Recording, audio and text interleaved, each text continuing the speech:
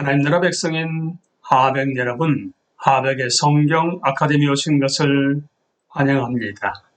이 시간은 이사야 4강 시간으로 함께 나눌 주제는 서론적 자료입니다. 우리는 이 시간에 이사야의 구조에 대해서 함께 나눕니다. 우리는 이사야의 예언이 세계의 서로 다른 역사적 배경을 갖고 있다는 것을 이미 살펴보았습니다. 이사야 자신의 생전, 바벨론 유수 때, 그리고 포로 귀환 때입니다. 연대기적 전개를 따라 자료가 세 부분으로 배열되어 있습니다. 1장에서 39장, 40장에서 55장, 56장에서 66장입니다. 하지만 이 각각의 부분 안에는 중심 인물인 메시아, 자기 백성의 구원과 회복에서 하나님의 목적의 대행자가 되실 그분에 대해 서로 다른 묘사가 나와 있습니다. 1장에서 39장에서는 그분은 다윗 계열의 왕, 다윗에게 영원한 왕조를 주시겠다는 하나님의 약속의 성취입니다.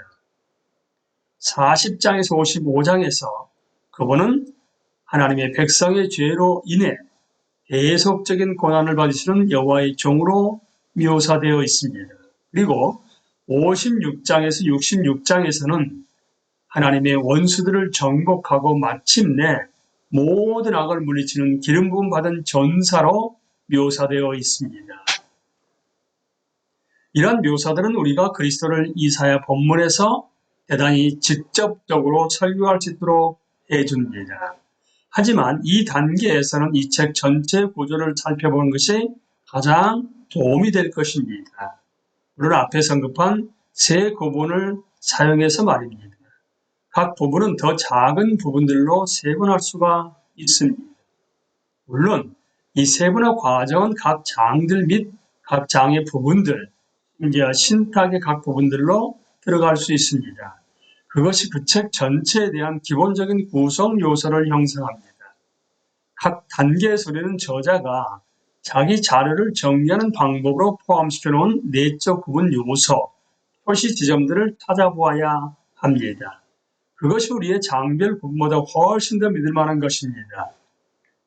우리의 장별 구분은 때로는 거의 임의적이고 심지어 잘못된 것처럼 보입니다. 1장에서 39장, 새 계시와 믿음에 대한 도전. 1장에서 39장을 살펴볼 때 자료를 세 개의 큰 덩어리로 나눌 수 있다는 것을 알 수 있습니다. 1장에서 12장, 13장에서 23장, 24장에서 39장입니다. 이러한 구분은 열방들에 대한 예언 시리즈인 13장에서 23장의 내용을 참조할 때 확증할 수 있습니다. 이 독특한 초점의 양측은 쉽게 세분화할 수 있는 부문들입니다. 1장에서 12장, 약속과 유협, 초기 시절. 1장에서 5장은 책의 서공 역할을 합니다. 거기에서는 당시 상황에 대한 특별한 언급과 함께 주요 주제들이 소개됩니다. 6장에 나오는 유명한 부르심의 기사는 1장에서 5장의 절정으로 볼 수도 있고 저자는 이것을 선호합니다. 아니면 7장에서 12장의 서론으로 볼 수도 있습니다. 후자에서는 아하스 시대의 믿음에 대한 도전 다음에 때로 임마누엘의 책 혹은 왕의 책이라고 부르는 것이 나옵니다. 7장 14절, 9장 1절에서 7절, 11장 1절에서 16절에 메시아에 대한 지배적인 예언들이 나오기 때문입니다. 이것은 아마도 이사야 사역의 가장 초기 시절의 내용일 것입니다. 13장에서 23장, 하나님의 우주적 주권이 다른데 이 부분의 중심 부분은 13장에서 23장으로 유다의 주요 원수인 바벨론으로부터 시작해서 두로로 마무리되는 열방들에 대한 심판의 예언 시리즈입니다. 그 예언들은 어떤 특별한 연대적 순서에 제시되어 있는 듯하며 아마 이사야 사역의 여러 다른 시기로부터 나왔을 것입니다. 그 예언들의 주된 목적은 여호와께서 열방들의 흥망성쇠를 주관하시는 것처럼 온 세상을 지배하신다는 것을 보여주는 것입니다. 그분은 부족신이 아니라 그분의 통치가 자신의 세상 구석구석까지 미치는 주권적 창조주이십니다. 두 가지 목적은 그렇기 때문에 그분의 약속들이 성취되리라는 확신을 주고 도움이나 구원을 받기 위해 인간에 불과한 존재들에게 의지하는 것이 얼마나 어리석은지 강조하는 것입니다. 24장 39장 심판과 구원 후기 시대, 24장에서 27장은 하나님께서 장차 말일에 온 인류가 창조주 앞에 나올 때 우주적 심판을 하실 것에 대해 초점을 맞춥니다. 그 자체로서 그것은 어느 정도는 13장에서 23장에 나오는 신탁 시리즈의 절정이 됩니다. 하지만 28장, 29장으로 넘어가는 교도보로 보는 것이 가장 좋을 것입니다. 그 장들은 덜 민족적이면서 일시적이고 더 보편적이면서 종말론적이기 때문입니다. 하지만 믿음의 사람들에게 이것은 하나님의 은혜에 의한 위대한 구원의 날이며 새 언약 신실한 성회에서 큰 기쁨이 됩니다. 이 장들을 넘어가면 이사야서 전반부의 세 번째이자 마지막 부분인 28장에서 39장이 나옵니다. 그 부분의 마지막은 대체로 산문적인 평범한 이야기들이 분명한 특징을 이룹니다. 히스기야의 통치로부터 산헤립이 다스리는 아수르가 유다를 침략하고 예루살렘을 공격한 것에 대한 이야기입니다. 히스기야의 통치 때 있었던 추가적인 중대한 사건들이 있으며 그 사건들이 합해져서 36장에서 39장의 부문을 구성합니다. 이전 28장에서 35장은 6개의 신탁 시리즈로 구성되어 있는데 각 신탁은 히브리어의 슬픔의 탄식인 호, 화 있을진저라고 번역된 호로 시작됩니다. 이것은 히스기야 시절의 정치적 사건들의 뿌리를 두고 있습니다. 그가 아수르 군주들에게 반역을 하면 도와주겠다라는 애굽의 거짓 약속들을 의지하고 싶은 유혹을 받기 때문입니다.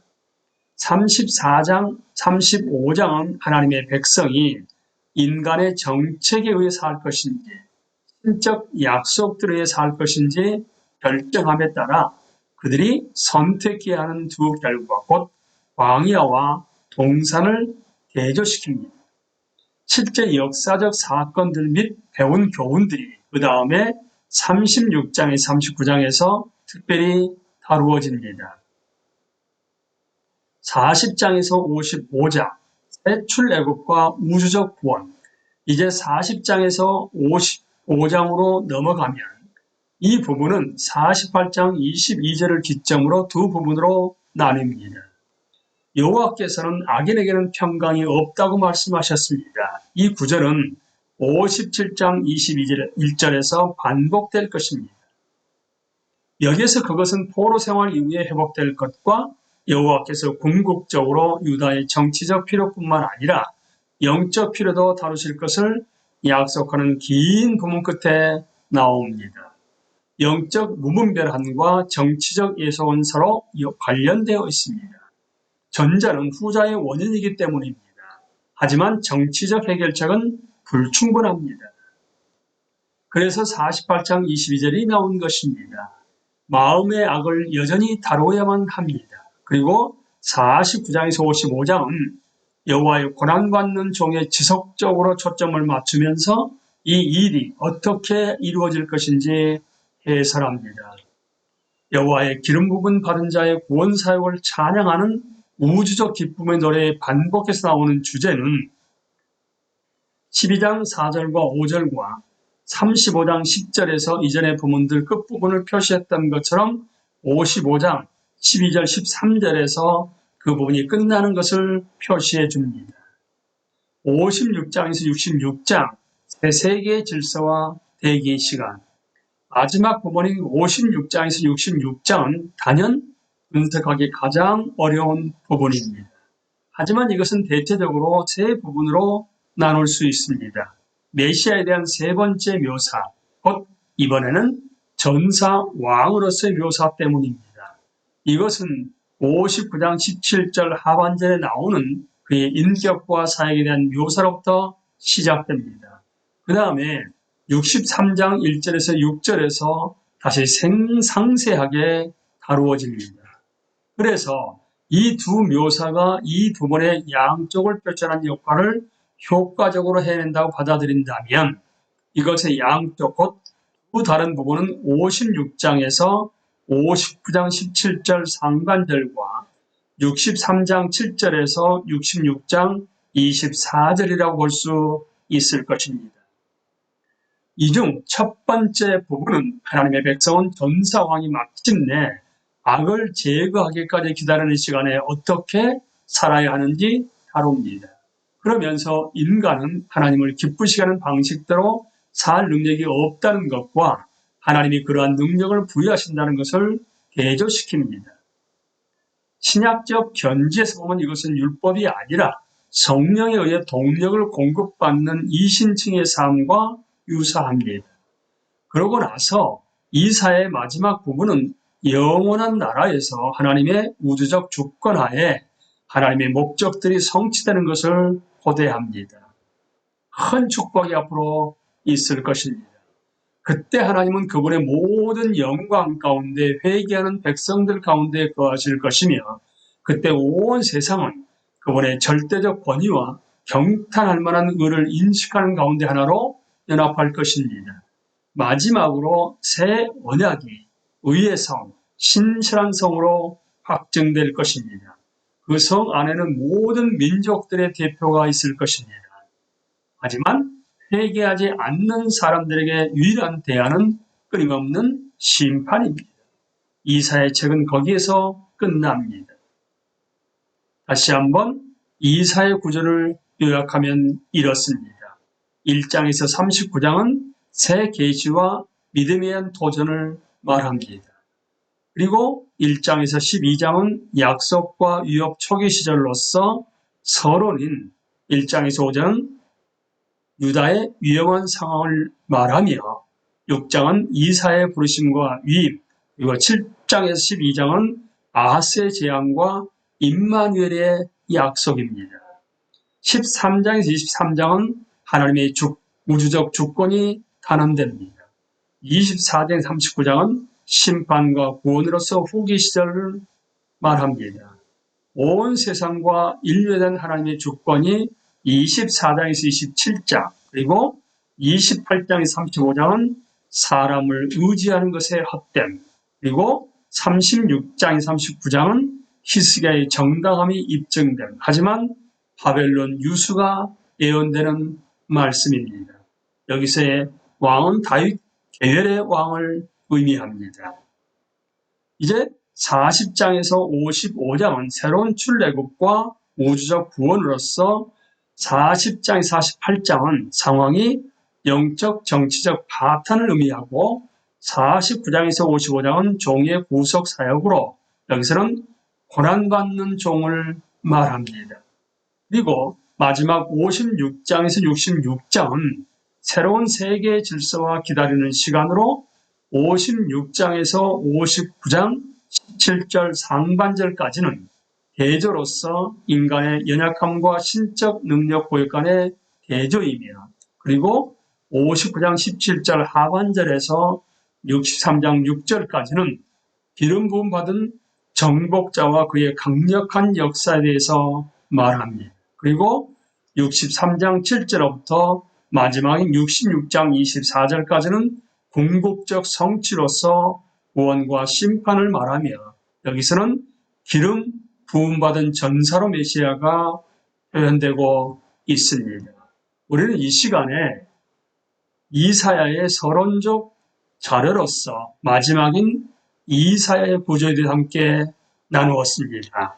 강의를 마치겠습니다. 감사합니다.